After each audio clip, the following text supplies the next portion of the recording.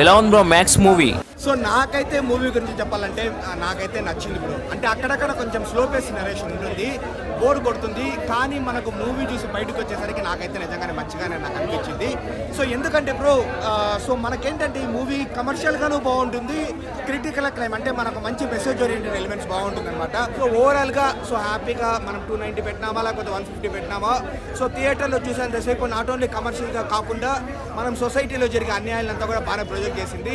నాకైతే వర్త్ అనిపించింది. ఎలా ఉంది బ్రో మ్యాక్స్ మూవీ? ఇలాంటి డిఫరెంట్ ఫిలిమ్స్ కూడా మనం ఎంకరేజ్ చేయాలి. క్లైమాక్స్ లాస్ట్ 20 మినిట్స్ మాత్రము స్టోరీ రివీల్ చేస్తారు డైరెక్టర్. అప్పటి నుంచి ఇంకా ఇంట్రెస్టింగ్ గా పోతుంటుంది. విజువల్స్ పరంగా, డైరెక్షన్ పరంగా, బ్యాక్గ్రౌండ్ స్కోర్ పరంగా బాగా అనిపిస్తుంది. విజువల్ కూడా బాగుంటారు, విజువల్స్ చాలా బాగుంది. సో ఆయన కెరీర్ లో మంచి సినిమా ఇది మంచి సినిమా, డిఫరెంట్ సినిమా. ఫస్ట్ నుంచి లాస్ట్ దాకా ఆయన యాక్షన్ మాత్రం పీక్స్. నిజంగా బ్యాక్గ్రౌండ్ అయితే ఇచ్చి పడేశారు భయ్య. నిజంగా చాలా బాగుంది. బ్యాక్గ్రౌండ్ మ్యూజిక్ ఇంకా ఎలివేట్ చేసింది మూవీని, స్టోరీకి ఆ కాన్సెప్ట్కి బీజిఎం అంటే ఇంకా ఎలివేట్ చేసింది. సో పాజిటివ్స్ వచ్చేసి cinematography, screen play, BGM, cinema concept.